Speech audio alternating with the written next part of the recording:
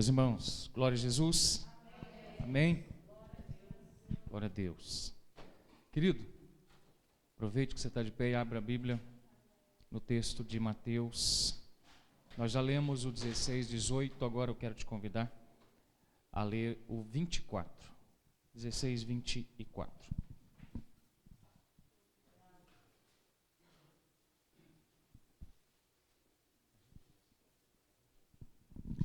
Mateus 16, 24.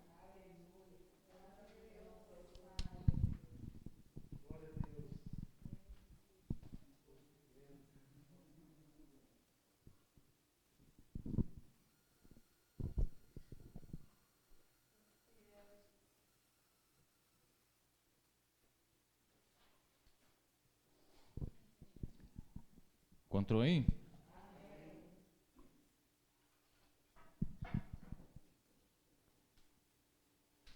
O texto vai dizer assim, olha. Então disse Jesus aos seus discípulos: se alguém quiser vir após mim, renuncie-se a si mesmo, tome sobre si a sua cruz e siga-me. O Lucas, capítulo 9, Lucas capítulo 9,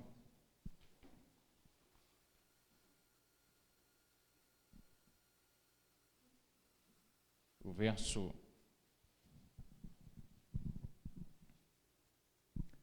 23, vai dizer a mesma coisa. E dizia a todos: e se alguém quiser vir após mim, negue-se a si mesmo, tome a sua cruz e siga-me. Se alguém quiser vir após mim, tome a sua cruz e siga-me. Mateus disse que ele estava falando isso com seus discípulos. Lucas agora está dizendo que ele já estava falando isso para todo mundo que estava ali. Ele dizia a todos: se alguém quiser vir após mim, negue-se a si mesmo, toma a sua cruz e siga-me. Mais uma vez, Pai amado, Senhor, Deus Todo-Poderoso, nós te louvamos, te engrandecemos e adoramos ao Senhor por estarmos aqui, reunidos como igreja. Como igreja nós podemos vencer, como igreja nós somos mais que vencedores por Cristo Jesus, nosso Salvador. E eu te peço mais uma vez, Espírito Santo, que derrame sobre nós a luz da glória de Cristo, a fim de que a nossa mente seja iluminada, e na iluminação da obra do Senhor, toda a treva de desconhecimento, de ignorância possa sair agora, toda a escuridade de prisão, de cadeia mental, espiritual, possa sair agora, em nome de Jesus. Nós possamos compreender a verdade bíblica e por ela estabelecer nossa fé, e nela pautar a nossa vida e caminhar por essa palavra, em nome de Jesus, até encontrar Cristo nos ares para a glória eterna, em nome de Jesus. É nossa oração hoje aqui, Senhor. Amém? E graças a Deus. Amém? Glória a Deus. Pode se assentar. Adorando a Deus, glorificando o Senhor. Quero louvar a Deus pela vida do maestro, pela vida da Raquel, pelos irmãos que estão conosco hoje, o Tiaguinho, o Guilherme e quem que é o outro? Hein? Abraão. Deus abençoe, viu? A Aninha está ali, não podia esquecer dela, né? Glória a Deus. Esse é que é gostar da nora, e deu grito na hora, né? Deu grito na hora.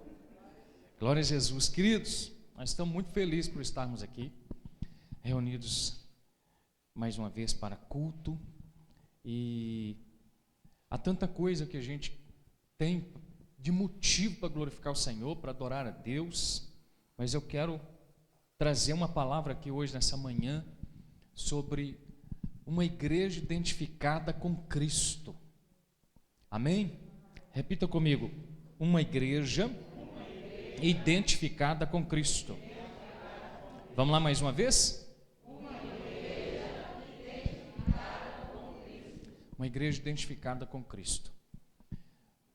Jesus, nessa palavra, está fazendo um convite e ele apela ao direito de cada um tomar a sua própria decisão. Ele apela àquilo que nós chamamos de livre-arbítrio, ou a liberdade que o homem tem de ser o projeto de si mesmo na sua própria vida. Jesus apela para isso, ele não está obrigando ninguém a segui-lo, ele está dizendo, olha, se alguém quiser vir após mim, se alguém tomar a decisão de vir após mim, tome a sua cruz e siga-me. A grande questão aqui começa quando nós nos lembramos de cruz, e para a nossa cultura de Brasil, quando a gente fala de cruz, a gente fala de problema, a gente fala de sofrimento, de dificuldade, é o que essa imagem traz, não é?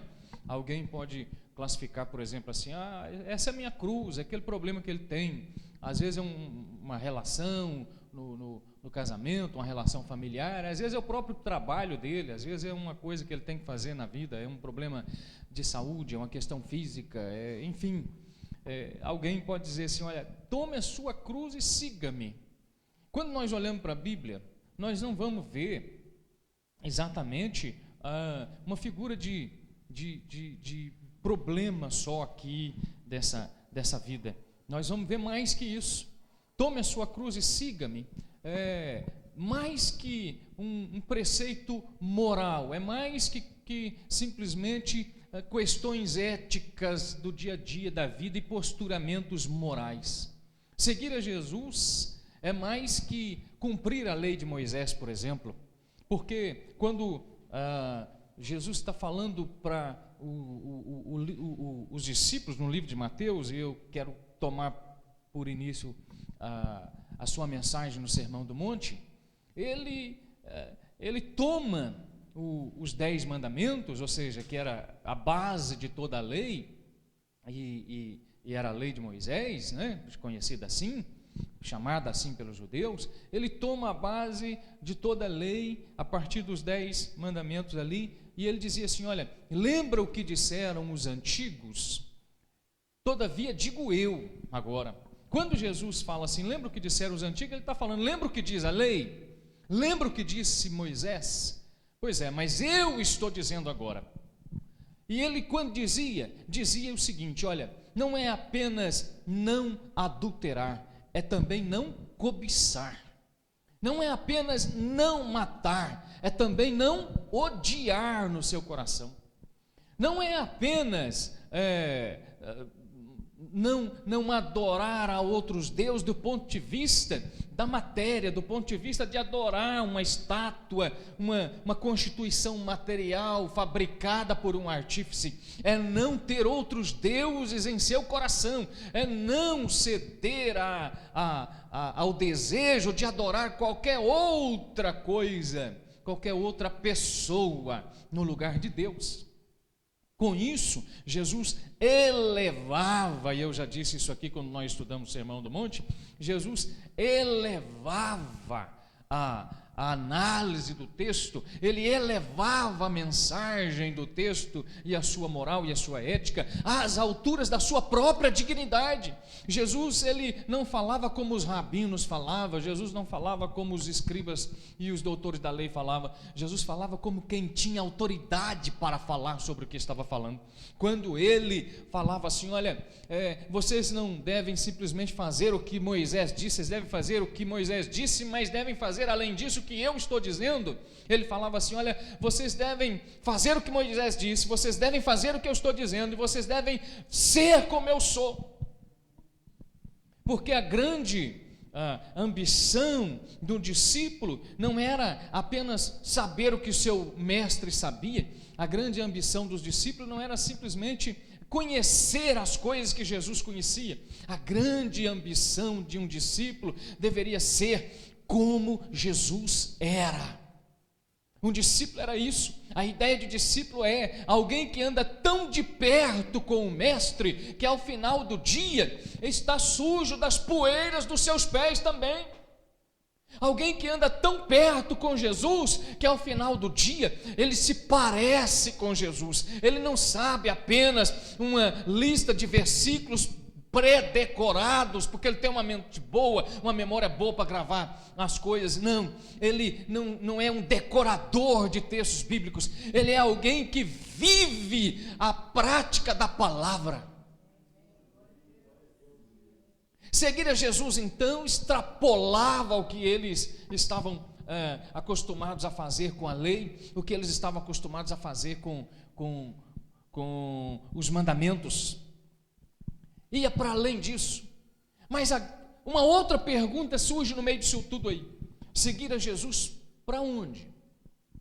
Para onde ele está indo? Seguir a Jesus para que lugar? Quando Jesus disse: se alguém quiser vir após mim, tome a sua cruz e siga-me, ele está dizendo: olha, aquele que decidir me seguir, tome a sua cruz e venha comigo para onde eu estou indo.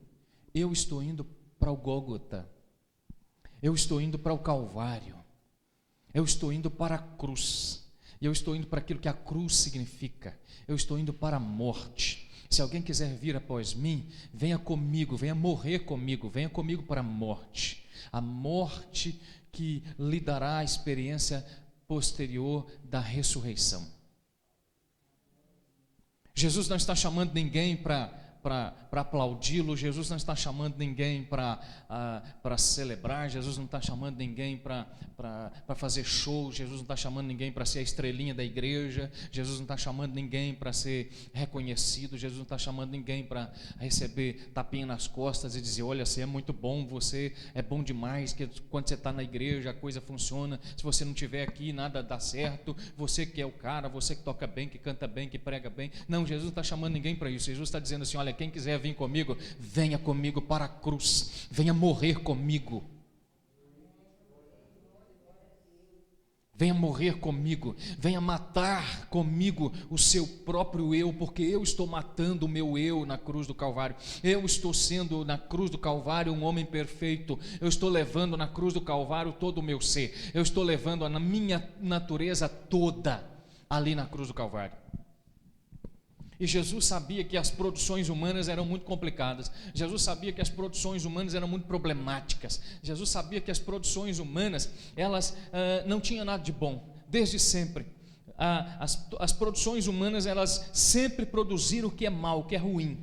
Em Marcos, no capítulo 7, ele vai apresentar uma lista de coisas que são produções humanas, são coisas que estão aí, que são produtos da natureza humana, que são produtos dessa natureza pecaminosa que o homem tem, essa natureza pecaminosa que cada ser humano tem. E aí no Marcos capítulo 7, no verso 20 adiante, ele vai dizer assim: olha, o que sai do homem, isso contamina o homem. Porque do interior do coração dos homens saem os maus pensamentos, os adultérios, as prostituições, os homicídios, os furtos, a avareza, as maldades, o engano, a dissolução, a inveja, a blasfêmia, a soberba, a loucura. Todos estes males procedem de dentro e contaminam o homem. Tudo isso, Jesus sabia que a sua própria natureza podia produzir, então ele está oferecendo a si mesmo como sem pecado, como ovelha muda, levada ao matadouro, uma oferta perfeita, o Cordeiro de Deus, o animal inocente do Gênesis 3, quando lá o próprio Deus providencia o pagamento de sangue pelo pecado cometido ali no Éden.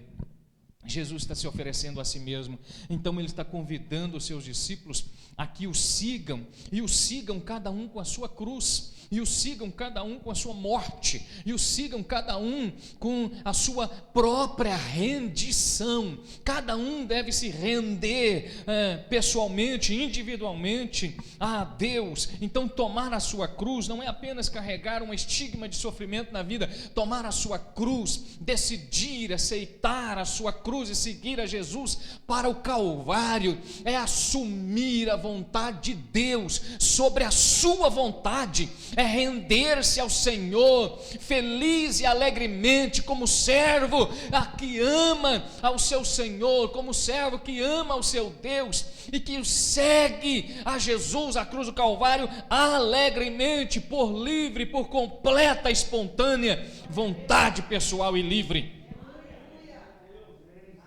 Siga-me para a cruz. Traga o seu eu comigo para a cruz.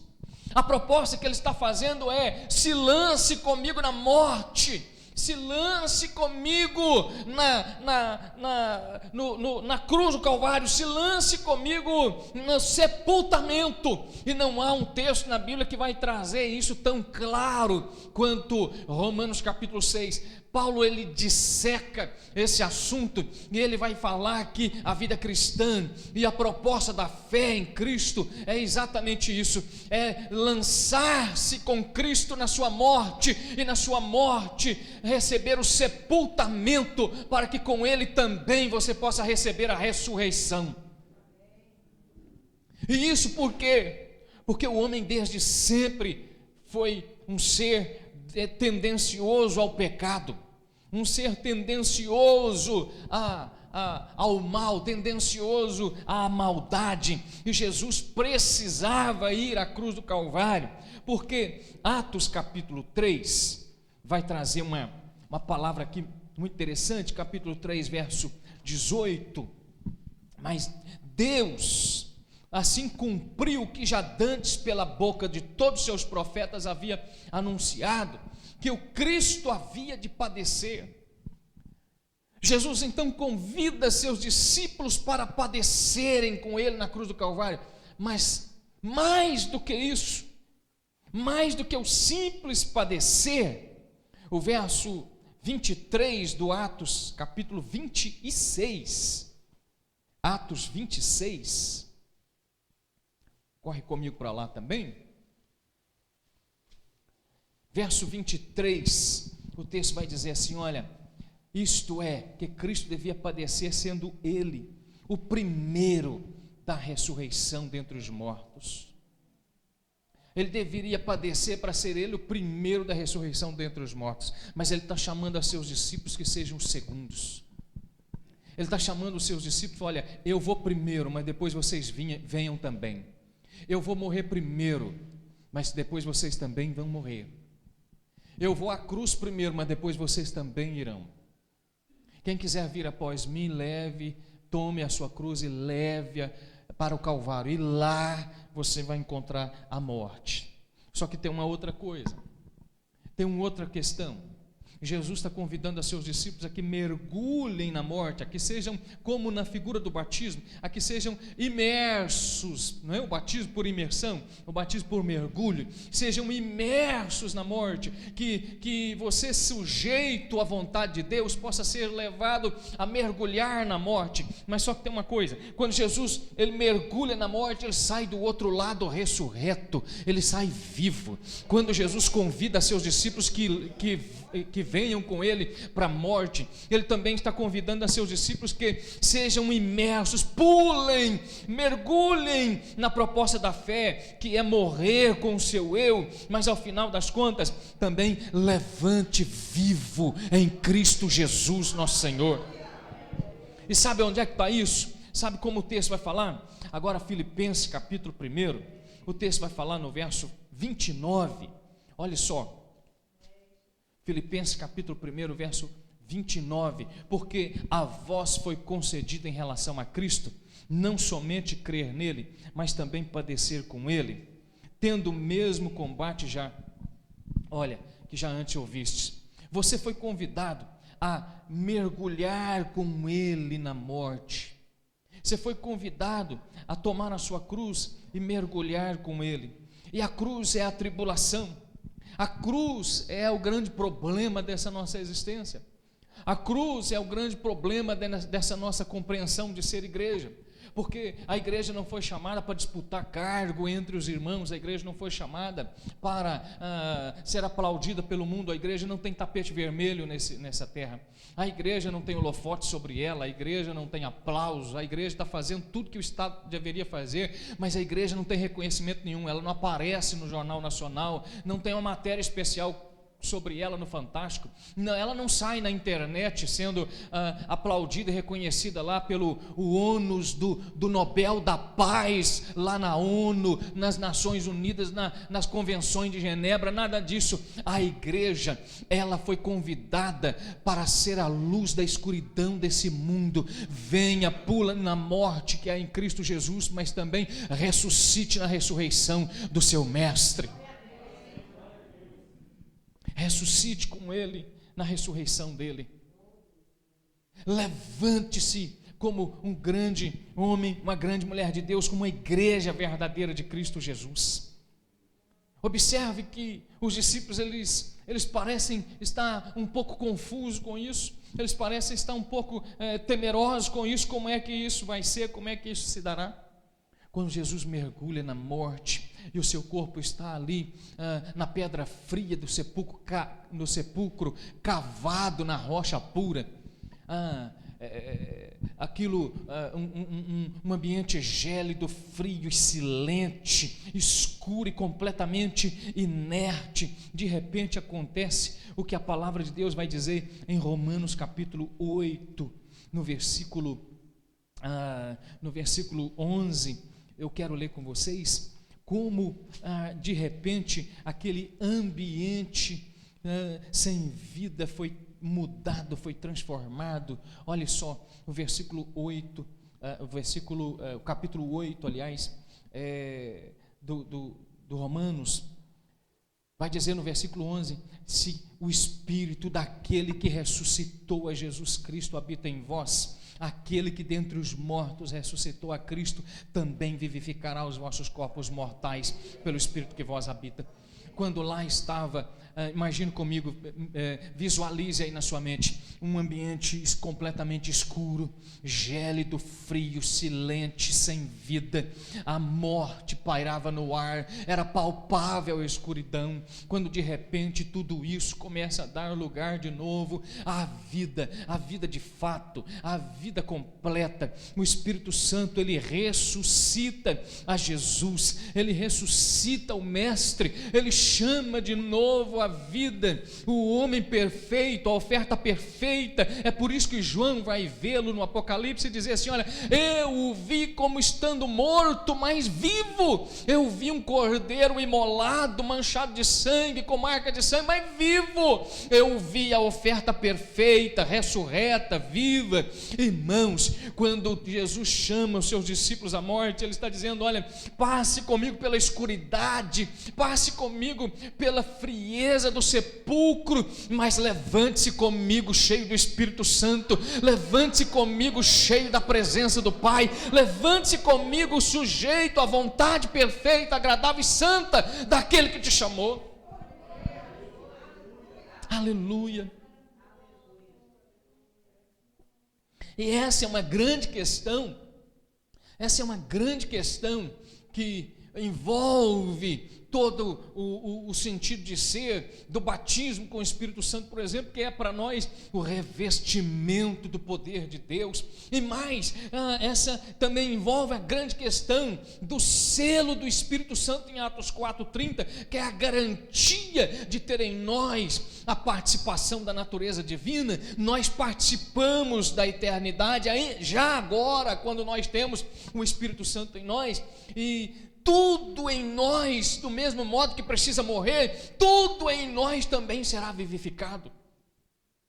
Tudo em nós precisa morrer na cruz, tudo em nós precisa ser levado à frieza do sepulcro, para que tudo em nós também seja ressuscitado depois.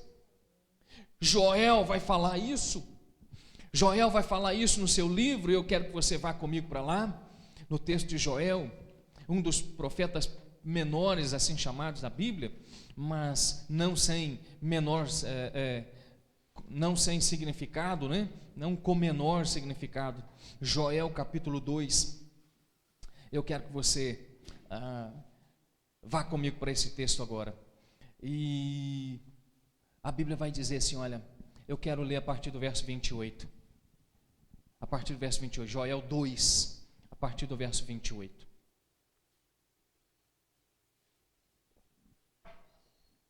E há de ser que depois derramarei o meu Espírito sobre toda a carne, e vossos filhos e vossas filhas profetizarão, os vossos velhos terão sonhos, os vossos jovens terão visões, e sobre os vossos servos e sobre as vossas servas naqueles dias derramarei o meu Espírito. Quando Joel está falando desse derramamento do Espírito, ele está vislumbrando o que depois seria a igreja no Novo Testamento. Ele usa essa expressão, e derramarei o meu Espírito sobre toda a carne, não significa sobre todas as pessoas que estavam ali no Atos capítulo 2, significa derramarei o meu Espírito sobre todo o homem, sobre o homem todo, derramarei o meu Espírito sobre a completude do homem todo, do salvo. Então o homem salvo, o crente em Jesus, ele tem o derramamento do Espírito Santo sobre tudo aquilo que ele é, porque tudo aquilo que ele é foi levado na cruz por Jesus Cristo Senhor. Então na cruz Jesus levou tudo em nós, então tudo em nós tem que morrer na cruz, para que também depois no Espírito Santo, na ressurreição, tudo em nós tem que ser ressuscitado também. Por isso, a figura bem clara do batismo é a imersão, e tem que imergir completamente. Não pode batizar da cintura para baixo, da cintura para cima, porque tudo tem que morrer, para que tudo seja sepultado e para que tudo venha a ressuscitar depois. Essa figura também se tornará uma realidade depois, porque Atos capítulo 15 vai dizer que tudo em nós que hoje é mortal será absorvido pela imortalidade. Tudo em nós que é corruptível será absorvido pela incorruptibilidade. E quando tudo em nós que é mortal for absorvido pela imortalidade, quando tudo em nós que é corruptível for absorvido pela incorruptibilidade, então se poderá dizer: tragada foi a morte na vitória. Onde está, ó morte, a sua vitória? Se tudo foi morto na cruz do Calvário, e se tudo foi ressuscitado pelo Espírito Santo do sepulcro escuro e frio, então não restou mais nada para a morte, porque o Espírito Santo foi derramado sobre todo o ser, sobre tudo que é o crente, o homem, o seu espírito. Ele é o espírito sobre suas faculdades mentais, emocionais, sobre suas vontades, o querer, o arbítrio livre para querer e decidir, sobre o seu próprio corpo, tudo. Quando Paulo vai falar sobre a completude do homem, por exemplo, ele cita 1 Tessalonicenses 5:23, quando ele vai dizer lá: e todo o vosso ser sejam completamente conservados, plenamente irrepreensível para aquele grande dia, e o mesmo Deus de paz vos santifique plenamente irrepreensíveis em todo o vosso corpo, alma e espírito. Paulo não está dividindo o homem em três partes simplesmente, ele está falando: olha, que tudo em nós precisa ser santificado, tudo em nós precisa ser tocado pela vida que há em Cristo Jesus, hoje operada em nós pelo Espírito Santo. Tudo em nós, tudo, sobre toda a carne, quer dizer, sobre o homem todo. Eu derramarei o meu Espírito sobre o homem todo, eu derramarei o meu Espírito sobre o seu corpo, eu derramarei o meu Espírito sobre sua vontade, eu derramarei o meu Espírito sobre seu querer, sobre sua liberdade, eu derramarei o meu Espírito sobre suas faculdades mentais, eu derramarei o meu Espírito sobre o próprio espírito humano. É o homem todo sendo tocado pelo poder de Deus, é o homem todo sendo transformado na sua natureza tendenciosa ao pecado, mas sendo transformado para ser conforme a natureza do seu mestre. A igreja, o crente, não quer simplesmente saber a Bíblia, a igreja quer viver a Bíblia. A igreja não quer simplesmente saber o que Jesus sabia para os seus discípulos, a igreja quer ser como Jesus foi para os seus discípulos. Então, quando ele chama seus discípulos a serem o sal da terra, ele não está dizendo, olha, simplesmente sejam alguém diferente do insípido. Não, ele está dizendo, deem tempero, deem gosto para essa existência, como eu dei para a minha. Quando ele fala, olha, vocês precisam ser a luz do mundo, não é simplesmente ser mais um fachozinho, um pontozinho de qualquer coisa brilhando aí, não. Ele está dizendo, olha, entrem na escuridade e sejam nela a glória do Cristo ressurreto. Mas como é que eu vou seguir a Jesus e como é que eu posso ser cheio do Espírito Santo? Como eu vou ter o Espírito Santo em tudo que eu sou? Como eu vou ter o Espírito Santo em todo o meu ser? A Bíblia vai nos dar uma clareza maior sobre isso no livro de Gálatas, agora no capítulo 5. Gálatas capítulo 5.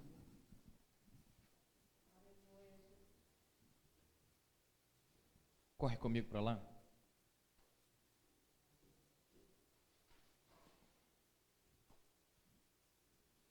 Gálatas capítulo 5, o texto vai falar a partir do verso 16. Digo, porém, andai em espírito e não cumprireis a concupiscência da carne. Andai em espírito. Filipenses capítulo 2, versículo 12 e 13, vai dizer que nós precisamos desenvolver a nossa salvação, operar a vossa salvação com temor e tremor, é desenvolver as práticas da fé, coadunando com o andai, ou seja, não estático, não imóvel, não inerte, não frio, não operante. Não é aquele crente que está aqui na igreja, tem 30 anos, 50 anos que ele é crente, mas ele não faz nada. Não é aquele crente que chegou na igreja hoje, ontem, semana passada, mês passado, ano passado, e do mesmo jeito que ele chegou, até hoje ele está. Ele não viu nada, ele não compreendeu nada, ele não está fazendo nada, não se envolve com nada. Não é isso. É se envolver, é mais que se envolver, é se comprometer. É mais que se comprometer, é se mover nesse espírito. Andai em espírito e não cumprireis as concupiscências da carne. Viva, desenvolva a fé do ponto de vista dessa obra continuada do Espírito Santo na igreja, e você não vai ceder aos desejos da carne. Você não vai ceder aos desejos infames e profanos e esses desejos de morte da sua carne, esse desejo pecaminoso da sua carne.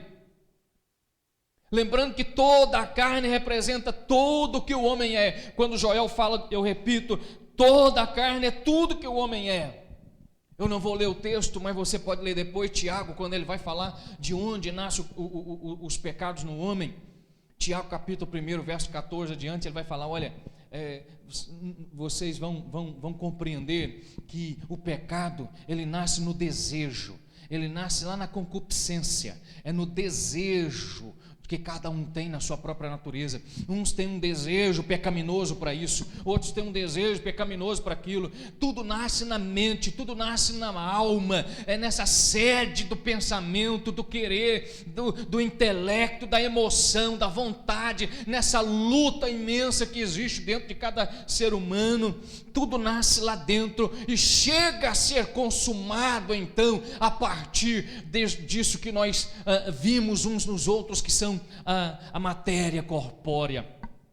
E aí o texto de Paulo aos Gálatas agora está falando que essa matéria corpórea, essa matéria cuja vontade é chamada de concupiscência, ela é tendenciosa ao mal. E qual mal? O mal que está citado aqui a partir do verso 17. Porque a carne cobiça contra o Espírito, e o Espírito contra a carne, e estes opõem-se um ao outro para que não façais o que quereis.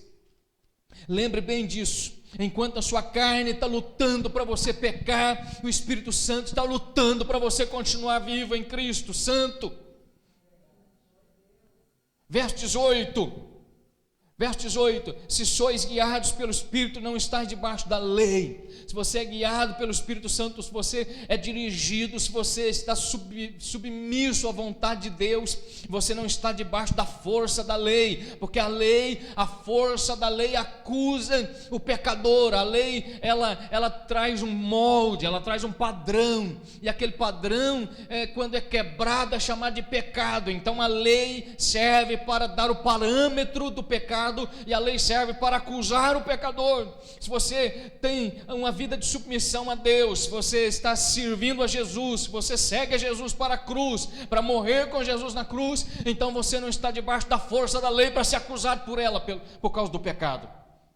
Por quê? Verso 19, as obras da carne são manifestas, as quais são, olha aí, as produções humanas de novo, Marcos 7, verso 21, 23, e agora de novo: adultério, prostituição, impureza, lascívia, idolatria, feitiçaria, inimizades, porfias, emulações, que são ciúmes, iras, pelejas, dissensões, que são problemas de divisões, coração dividido, amor dividido, causando ódio, contendas, heresias, que é a crença no contrário a que a palavra diz, invejas, homicídios, bebedices, glutonarias e coisas semelhantes a essas, acerca das quais vos declaro, como já antes vos disse, que os que cometem tais coisas não herdarão o reino de Deus.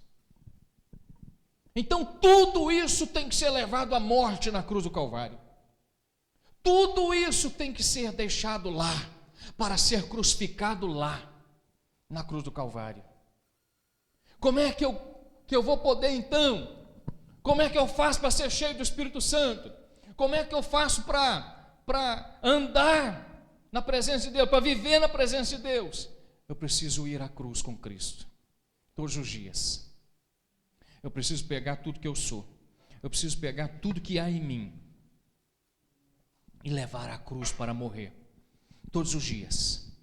Todos os dias, quando essa vontade de pecar começar a surgir na sua mente, todos os dias quando essa vontade de pecar começar a surgir no seu coração, todos os dias quando você desejar pecar novamente, todos os dias quando sua mente se lembrar daquilo, todos os dias quando seus olhos percorrerem de novo aquele pecado, todos os dias quando suas mãos quiserem tocar de novo, quando seus pés quiserem caminhar para lá de novo, pegue tudo isso e leve a cruz para morrer com Cristo Jesus. Tome a sua cruz e leve isso para lá de novo. Leve isso para lá de volta. Leve isso para a cruz novamente. E comece a caminhar de novo todos os dias, cada momento. Todos os dias você começa a caminhar de volta. Todos os dias você toma a decisão de se levantar e seguir de novo a Jesus. Todos os dias você toma a decisão de se levantar e continuar caminhando na presença de Deus. Porque todos os dias nós morremos para o mundo e renascemos para Deus em Cristo Jesus. Como é que eu faço para poder parar de pecar? Eu vou fazer um voto? Nós estávamos discutindo isso aqui há algumas semanas atrás sobre o Eclesiastes 5 e falamos de novo outro dia nessa semana. Eu vou fazer um voto de raspar a cabeça, de não comer isso, não mexer com aquilo, não tomar Coca-Cola, não fazer não sei o que, não fazer aquilo outro e tal, e é isso que resolve? Para eu conseguir parar de pecar e me encher de Deus, o que é que eu faço? O que é que eu tenho que fazer? E é nesse ponto que muitas pessoas não conseguem ficar na igreja, porque eles não conseguem parar de pecar. eles não conseguem participar da mesa da comunhão, porque eles não conseguem parar de pecar. Sabe por quê? Você não consegue parar de pecar? Porque o mérito não é seu, você não venceu ainda a morte completamente na cruz do Calvário. O mérito da vitória sobre o pecado não é seu ainda, o mérito é de Cristo Jesus. Você não é transformado, salvo ou santificado pelo que você faz, você não é santificado, transformado pelo que você propõe a si mesmo, você é santificado, transformado e salvo por aquilo que Jesus fez. Então o Eclesiastes 5 está nos convidando não a fazer votos, mas a ser fiéis a Deus, e fidelidade é exatamente isso, seguir todos os dias um propósito, seguir todo o tempo uma meta, estar disposto a se levantar todas as vezes que cair, e seguir de novo o rumo, vista a Jerusalém de Deus, a olhar para os céus de novo, e saber que você e eu somos homens, e que como homens, seres humanos, nós tropeçamos, temos nossos percalços, às vezes caímos, não é todo dia que temos uma vitória completa, mas todos os dias, quando terminar aquele dia, nós vamos olhar para o céu e falar como salmista, de onde nos virá o socorro? O nosso socorro vem do Senhor, que fez os céus e a terra, mas o nosso socorro vem do Senhor, que venceu a morte na cruz do Calvário, e como Ele venceu a morte na cruz do Calvário, nós também vamos vencer a morte em nós mesmos. Aleluia. Não tem jeito de parar de pecar por meu próprio mérito. Para eu parar de pecar, então eu tenho que fazer o que o texto vai falar agora, a partir do verso 22. Eu não paro de pecar porque eu quero parar de pecar. Eu não paro de pecar porque eu sou mais forte que o pecado que há em mim. Eu paro de pecar porque eu começo a me encher do Espírito Santo. Eu começo a me encher do Espírito Santo. Eu começo a me encher da vida da ressurreição. Eu começo a me encher da nova vida de Romanos capítulo 6, verso 4, uma vida de novidade. Quais novidades são? Verso 22, o fruto do Espírito: amor, gozo, que é alegria, júbilo, uma alegria capaz de inundar o nosso coração, uma alegria que não vem da proposta do governo, da resposta que a secretaria da pasta lá da saúde, da educação, da economia, sei lá de quê, não, uma resposta que vem do céu, um gozo eterno, uma alegria jubilosa, a paz, a longanimidade, a benignidade, que é ter o bem em si mesmo, a bondade, que é ter o que é bom em si mesmo, não simplesmente ser bom, mas ter aquilo que é bom em si mesmo, a fé, a mansidão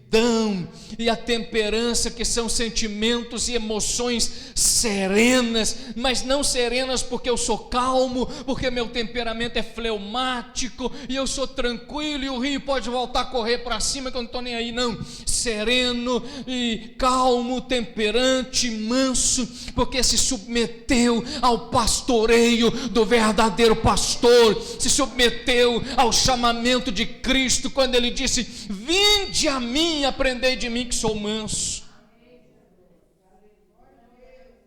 Vinde a mim, aprendei de mim que sou manso. E por que é que Jesus se apresenta como um pastor manso? Por que é que ele não se apresenta como, quando ele vai falar com as suas ovelhinhas, quando ele vai falar com a igreja, ele não se apresenta como simples o Senhor dos exércitos, o Deus forte, o Todo-Poderoso? Não, ele se apresenta como um pastor manso, falando através de João, na primeira carta, no capítulo 2, ele vai chamar a igreja de filhinhos. Sabe por que Jesus se apresenta como pastor manso? Ele se apresenta como pastor manso porque ele está cuidando de ovelhas, e ele não está cuidando de cabrito, e ovelha não é levada a a toque de caixa, e ovelha não é levada a grito de não sei o que, de insinuação no púlpito. Ovelha não é levada ao que eu acho, a minha própria ética, como eu faço lá em casa, na minha vida. Não, a igreja é o rebanho de Cristo. É por isso que o Salmo 23 vai dizer: guia-me mansamente a águas tranquilas. Jesus não sai empurrando ninguém, Jesus não sai arrombando o coração de ninguém. Eu estou à porta, ovelhinha, se alguém abrir o seu coração, eu entrarei. Aleluia, aleluia. Se alguém quiser vir após mim. É ovelha, ele está lidando com ovelha, ele não está mexendo com cabrito, ele não está mexendo com bode. Não, o rebanho de Cristo é feito de ovelhas. São homens e mulheres transformados e remidos pelo sangue de Jesus. São homens e mulheres cujo o coração agora foi tomado de gozo eterno, de alegria celeste pelo Espírito Santo. Esses homens e mulheres não deixaram de ser humanos, mas na sua humanidade agora foram afetados pela natureza divina. Eles têm o Espírito Santo selando e garantindo a salvação deles. E mais, eles têm o Espírito Santo os enchendo. E quanto mais cheios do Espírito Santo eles estão, menos eles vão pecar, porque quanto mais cheios do Espírito Santo eles estão, mais do céu eles têm dentro dele, e menos do mundo eles vão ter agora. Então quanto mais do céu eles têm, menos vontade de pecar eles vão ter. Quanto mais mortos na cruz do Calvário eles estão, e mais ressurretos eles foram em suas vidas, menos problema com o pecado eles vão ter, porque eles estão vencendo o pecado todos os dias. E quanto mais vencem o pecado, mais perto do céu. Quanto mais vencem o pecado,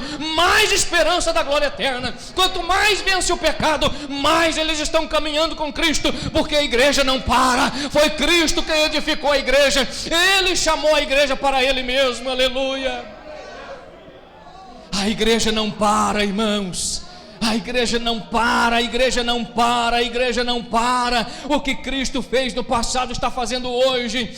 Hebreus capítulo 13, versículo 8. Como Ele foi Deus Salvador no passado, é Deus Salvador hoje, será Salvador eternamente. Os milagres que sua mão operaram, o braço forte de Deus fez acontecer no passado, Ele também faz hoje, faz agora. O maestro testemunhou aqui, nós podemos testemunhar tantas outras coisas que Deus fez também. E se tem uma coisa que Deus gosta, é de que nós olhemos para trás e vejamos a glória do Deus poderoso na nossa história.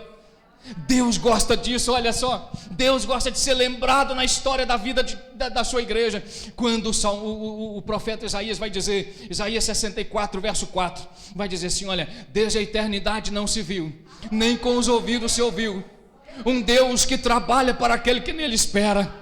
Aleluia, olhem para trás e vejam Deus operando. O Salmo 136 todinho vai falar da sua fidelidade, do seu amor que dura para sempre. E cada vez que o Salmo vai falar essa expressão, ele vai falar assim: olha, Deus fez isso lá no passado, Ele tirou vocês com o braço forte do Egito, porque a sua fidelidade dura para sempre. Ele fez cair as muralhas de Jericó, porque a sua fidelidade dura para sempre. Ele salvou vocês disso e daquilo, porque a sua fidelidade dura para sempre. Deus gosta que a igreja olhe para trás, e quando ela olha para trás, ela vê que quanto mais tempo passou, mais manifestação do poder de Deus aconteceu. E quanto mais tempo passou, agora Paulo em Romanos capítulo 13 vai dizer: nós estamos mais perto da nossa salvação do que antes. A fé que em nós opera está nos levando para mais perto da glória eterna. A ressurreição completa está para acontecer. Aleluia!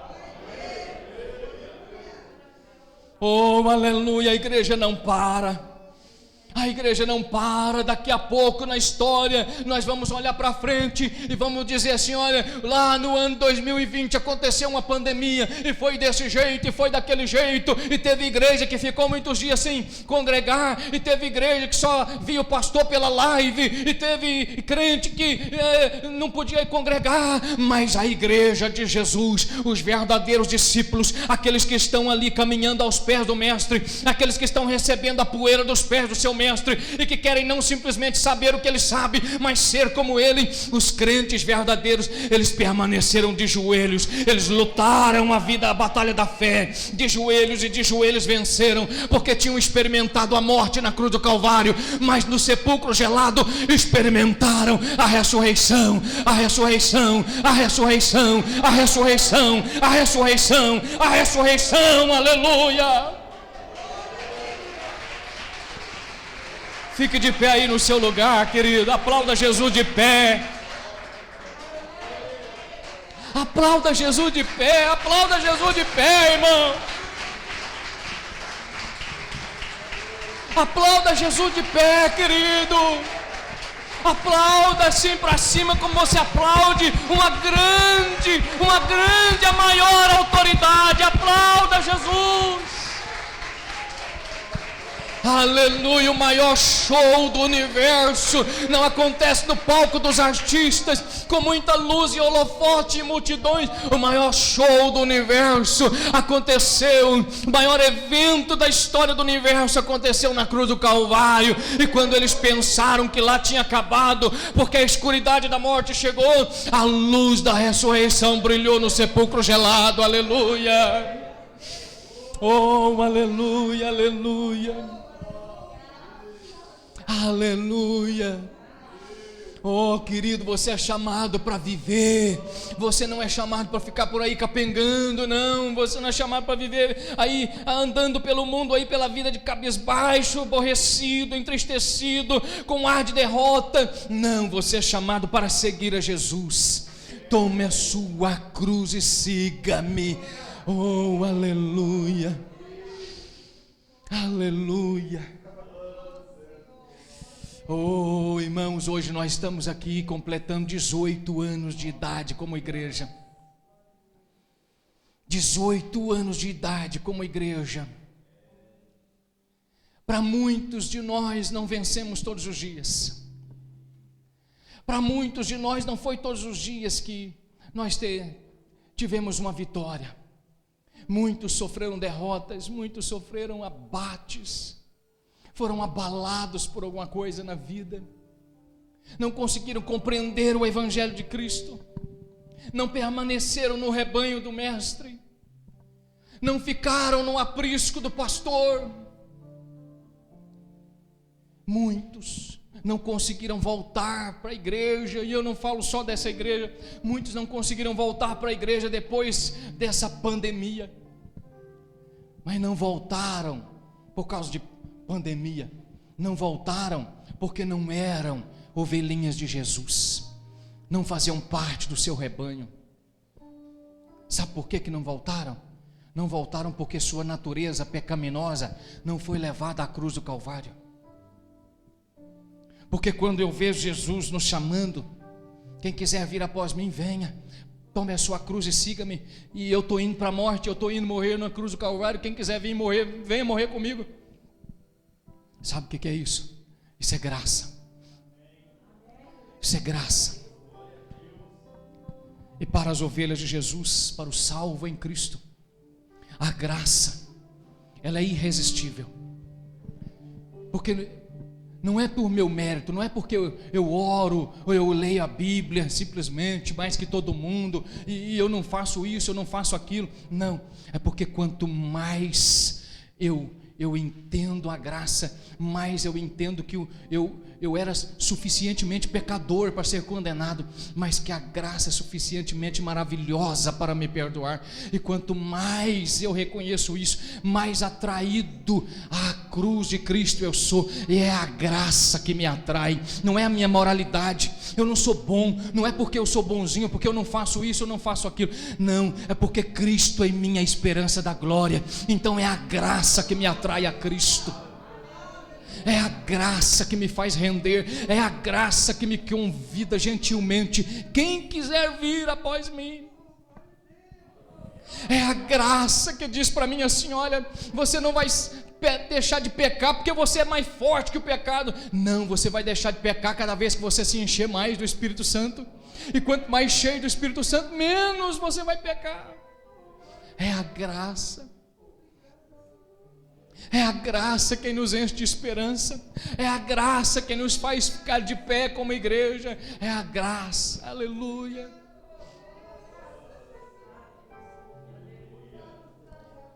E quando tudo isso começou,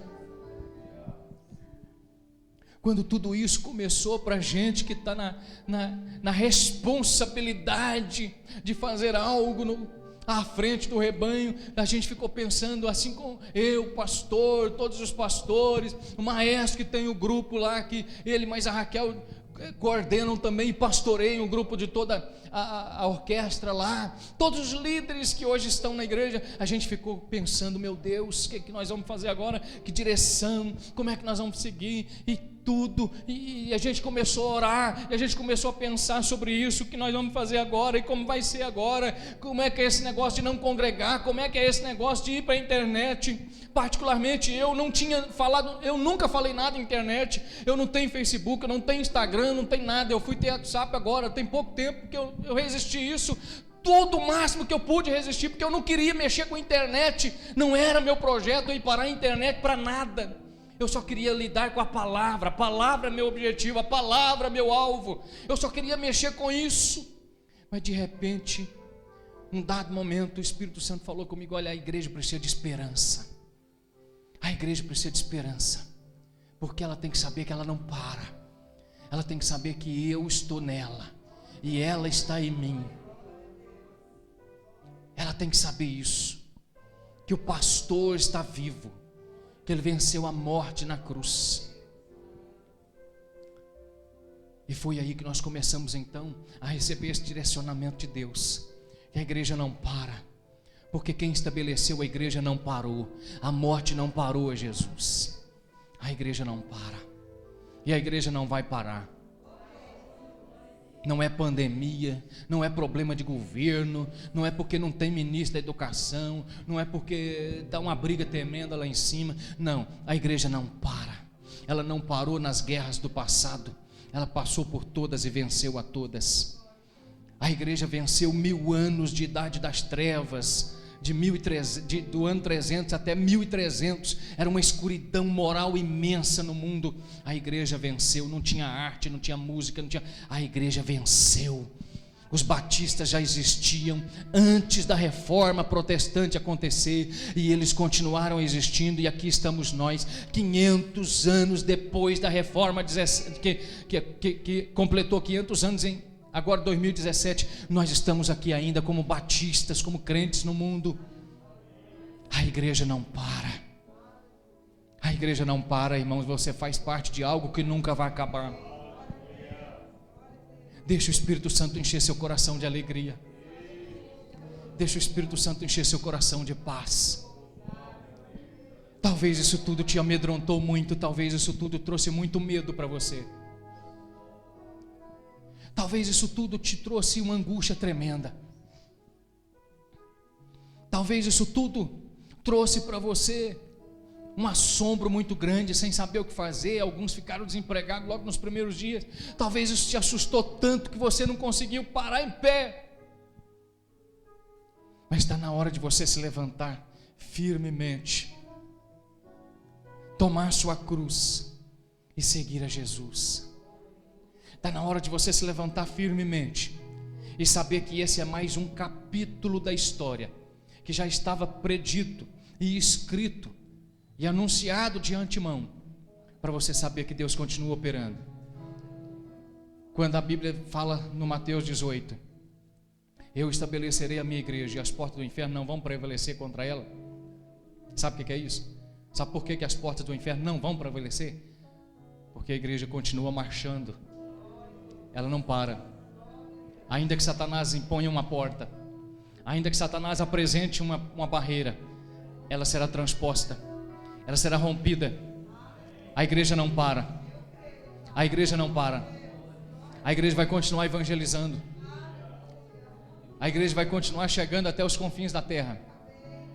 Se Satanás queria parar a igreja, agora mais do que nunca a igreja está pregando. Ela foi mais do que nunca para a internet, e ela usa o maior recurso de transmissão, de anúncio, de mensagem, de tudo que há no mundo agora. A igreja nunca pregou tanto como está pregando agora. A igreja nunca anunciou a palavra mais do que está anunciando agora. Só que ela precisa anunciar com uma característica: ela precisa anunciar a palavra identificada com Cristo, ela precisa anunciar a palavra ressuscitada, ela precisa anunciar a palavra viva, ela precisa anunciar milagres, ela precisa anunciar poder, ela precisa anunciar ressurreição, ela precisa anunciar vida, vida eterna. A igreja precisa entender que ela não para, ela não é um organismo institucional, a igreja é um organismo vivo, a igreja é um organismo espiritual, a igreja não para. Se levante aí agora como crente em Jesus, se levante como homem e mulher cheio do Espírito Santo, se levante como uma família de Deus, se levante como a igreja de Jesus na sua casa, no seu bairro, no seu trabalho, se levante como igreja, porque a igreja não para. Não viva uma vida derrotada pelo pecado, não permaneça na frieza do sepulcro, porque Jesus já saiu de lá. Você não pode ficar lá, você não pode ficar na frieza e na mortandade do sepulcro. Jesus não permaneceu lá. Quando as mulheres foram procurá-lo primeiro, lá estava a pedra removida da porta, e um anjo assentado sobre ela, que dizia: a quem buscais? E elas disseram: a Jesus. E ele disse: por que vocês estão aqui buscando entre os mortos alguém que já reviveu? E quando o anjo disse isso, Jesus fala o nome de Maria. Ele estava atrás dela no jardim, de frente com o sepulcro. E quando ele a chama, ela logo reconhece a sua voz, porque Jesus disse que as ovelhas conhecem a voz do seu pastor. E ela se rende a ele, alegre, feliz e de modo jubiloso, dizendo: Rabone, quer dizer mestre. Jesus disse para elas: olha, podem ir, falem para todos. Eu falei para vocês que eu viria primeiro, iria vencer a morte, e eu já venci. Tetelestai, tudo foi feito, está pronto e acabado, foi consumado. Eu sou o primeiro a ressuscitar dos mortos. Podem ir anunciar isso. Oh, irmãos, você precisa experimentar mais do que simplesmente vir sentar aqui numa cadeira dessa. Você precisa experimentar mais do que isso. Eu estava vendo o maestro falar sobre aqueles milagres aqui mais cedo, na hora de iniciando o culto. Eu estava conversando com o Renato há bastante dias atrás, e me lembrando de algumas coisas que já aconteceram, e me lembrando de um momento que a gente estava no monte orando. Éramos eu, mais 4 irmãos e 5 irmãs, 6 irmãs. Nós estávamos orando no monte, e de repente eu ouvi um barulho atrás de mim. Quando eu olhei, numa distância mais ou menos daqui para o Edson, ou daqui para o Juliano no máximo, e eu vi o cano do revólver acender o fogo, e o barulho 2 vezes, ele atirou no meu peito 2 vezes. Eu nunca vi o lugar que aquela bala pegou, mas com certeza Ele é o nosso Senhor. Aleluia. O broquel, o escudo do Salmo 91. O Senhor, sabe por que nenhuma praga, nenhuma mortandade nos alcança? Escudo e broquel. Escudo é um escudo grande, broquel é um escudo pequeno. Ele nos salva de pequenas, mas de grandes coisas. Eu não sei onde é que aquela bala foi parar, mas eu tenho certeza, ela parou no escudo do general de guerra. Aleluia.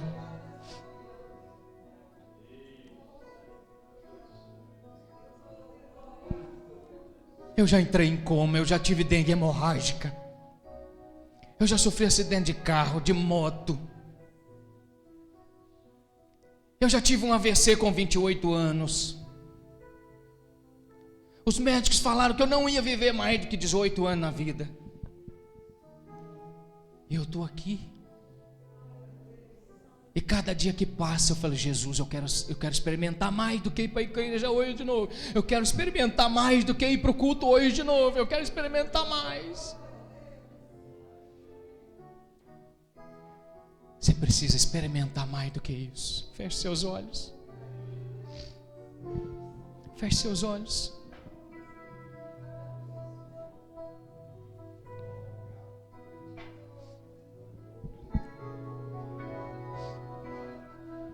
Eu queria ter condição de ficar aqui com vocês mais tempo, mas eu já passei meia hora da minha proposta.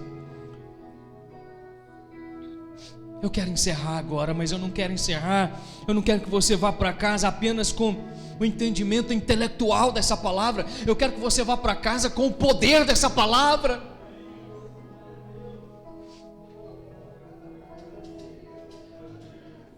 Eu quero que você vá para casa com o espírito que há nessa palavra.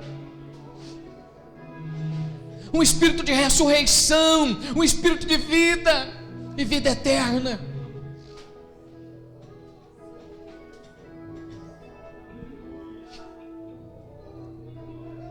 Você não pode simplesmente entender mentalmente o Evangelho, porque a proposta de Jesus não é que os seus discípulos venham apenas entender mentalmente o que ele sabe, o que ele está ensinando. Não, a proposta de Jesus é que seus discípulos tomem sua cruz e sigam a ele até a morte de cruz do Calvário, porque vai acontecer a ressurreição lá.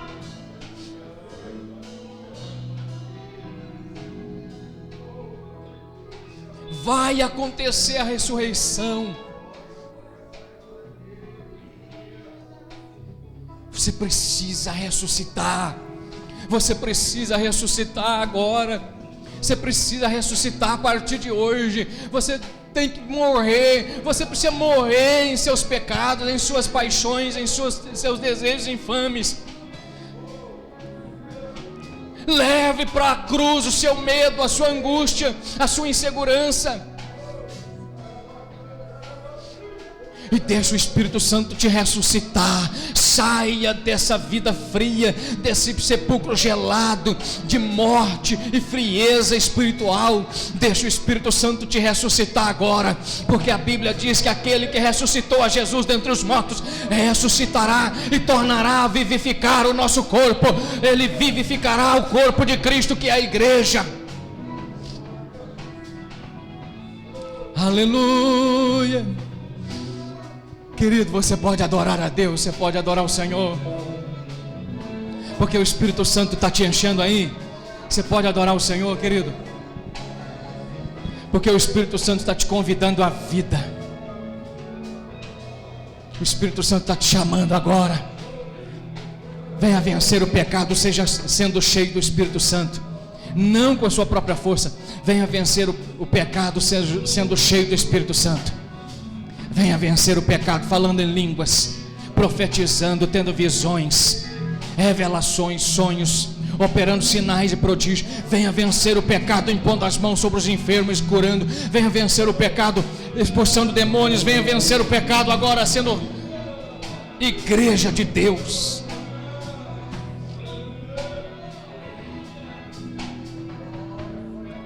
Em nome de Jesus, receba aí essa palavra. Receba aí a vida que há em Cristo Jesus agora. Receba aí, receba no seu coração.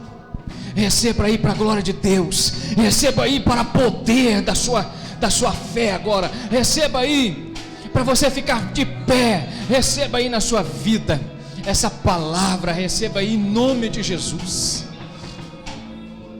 Em nome de Jesus. Venha com Jesus para a cruz do Calvário. Todos os dias venha com Jesus para a cruz do Calvário.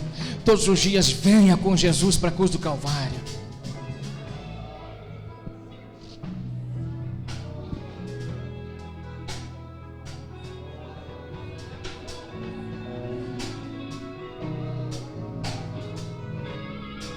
Senhor, nós estamos terminando esse culto jubilosos, felizes e alegres, porque Cristo Jesus, nossa esperança não permaneceu no sepulcro gélido, calado, frio e escuro. Nossa esperança está viva, nossa esperança está ressurreta e vive para todo sempre. E por isso também nós viveremos, porque Cristo Jesus ressurgiu, também nós ressurgiremos. Porque Cristo Jesus está vivo, também nós viveremos. Porque a igreja não para. A igreja não para porque ela está em Cristo, e Cristo está na igreja. E assim as portas do inferno não podem prevalecer contra ela. Ela continua marchando, ela continua seguindo, ela continua operante, ela é militante, e um dia ela triunfará. Um dia ela estará na glória eterna com Cristo, nosso Deus e Senhor.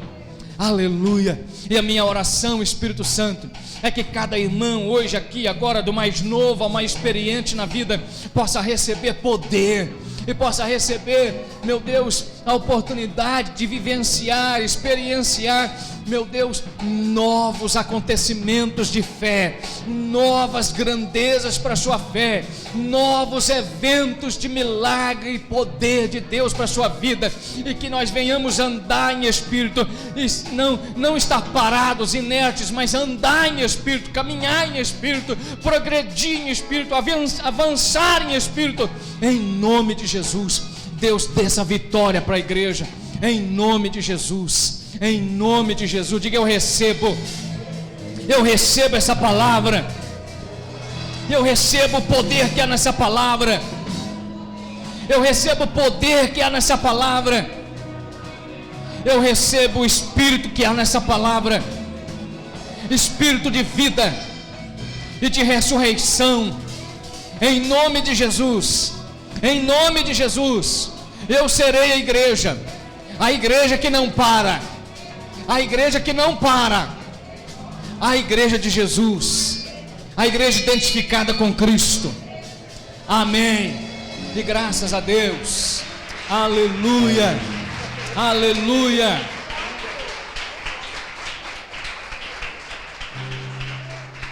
Irmão, nós estamos encerrando. Passamos um tempo aí do nossa proposta aqui de terminar às 10. Logo mais à noite, nós teremos 2 cultos normalmente, 6 às 7, 7 às 20, né? 7 às 8. Olha, não perca, venha. Não é porque você veio nesse de agora que você não pode voltar. Venha receber de Deus a palavra. Nós teremos uma apresentação aqui que foi preparada. Venha receber de Deus tudo aquilo que Deus está pronto lá para o seu coração, em nome de Jesus. Você vai se surpreender. Venha participar. Amém, querido? Amém. Deus te abençoe. Um ótimo domingo na presença de Deus. Deus te abençoe, em nome de Jesus. Que o grande amor de Deus Pai e a graça de Deus em Cristo nosso Salvador, o bom pastor, e a consolação do amável e doce Espírito Santo seja com todos nós, hoje, agora e sempre, até aquele dia, o dia da ressurreição de Cristo, quando lá estaremos todos identificados com o Senhor eternamente. Que Deus te abençoe em Cristo Jesus. Um abraço, vale o dia, a palavra vale a vida, a igreja não para. Deus te abençoe.